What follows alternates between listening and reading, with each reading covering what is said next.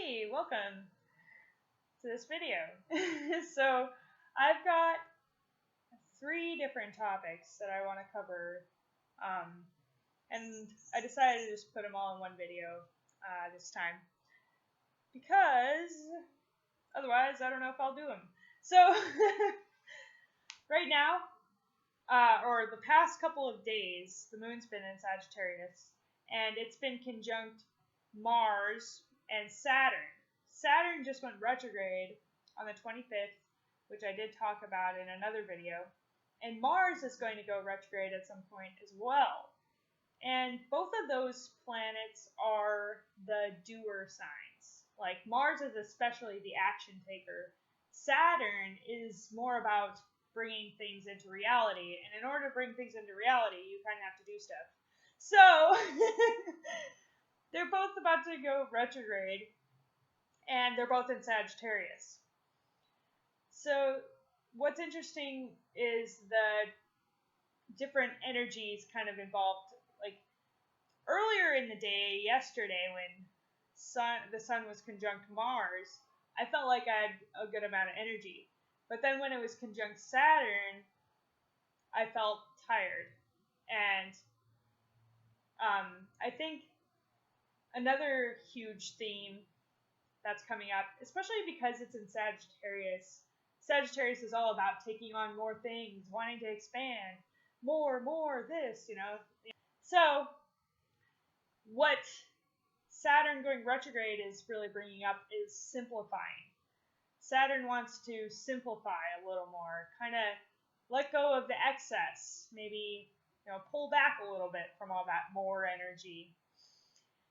And Mars, on the other hand, is probably just as much about wanting more as Sagittarius is. And then, this other, all these planets in Sagittarius were trining and are still trining the Sun in Aries, as well as Uranus and Mercury in Aries.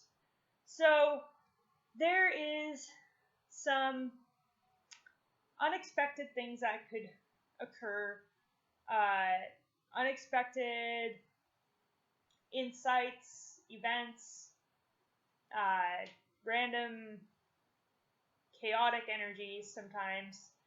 And it may not always be like the most comfortable thing in the world, because Aries does have a tendency towards destruction a bit, and fire has a tendency towards destruction. Well, if you think about it literally, fire is destructive, but it's also energizing, hot, and gets a fire going under your ass. So there is kind of this kind of weird like push-pull thing going on with the planets that usually get you going retrograde. But there's also a lot brewing right now. A lot of energies brewing, a lot of ideas coming in for you to take action on, but it's like a little weird, like it's more like a little more brewing has to occur, it seems. But yeah, the other two things, which are completely unrelated to what I just talked about here, were basically I was thinking about the nodes, and while I always explain the nodes and stuff, I was really reflecting on the last few signs that they've been in. So when the North Node was in Scorpio and the South Node was in Taurus, this was when people really found out about what was really going on with the money system. And a lot of people, the Occupy movement started because of that. Because people were like, dude, something needs to change. Obviously, we're all being indebted to this entity that we don't even have control over. People no longer seem to have the power. And that, would be a Scorpio theme right there. And then, South Node and Taurus. And then when the North Node was in Libra, I personally was very focused on my own relationship, and just kind of that push-pull between the self and other. And I don't know what's going on in you guys' world, but I know that there was a lot of that theme of trying to find a balance. And then this year, the North Node is in Virgo and the South Node is in Pisces.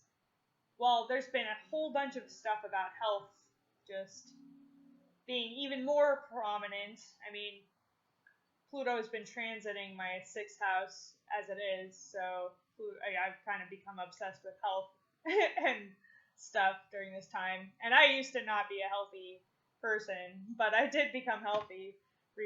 Now I'm healthier than I've never cared this much about health in my life, is what I'm trying to say. So it's kind of weird. Anyways, I just wanted to talk about that randomly. The other third thing that is completely unrelated to both of those things was something I was thinking about. Part of the reason why people seem to hate on certain signs is because that is a part of them that is not yet integrated. So sometimes when they don't like Aries or a Taurus or a Gemini or each of the signs, it's because that area of their life is not figured out. They haven't figured that part of their life out. So if they're hating on Aries people, it's because they don't love themselves. If they are hating on Taurus people, it's because maybe their value system is all wonky. Or maybe if they hate on Geminis, it's because they don't know how to communicate very well. Or maybe there's, the negative parts of Gemini in them, or, that goes for each of the signs. And then, yeah. So, anyways, I just wanted to kind of put that out there because I feel like there's a lot of people who tend to just hate people for their sign. But you can't do that because we're all kind of have the archetypes within ourselves, and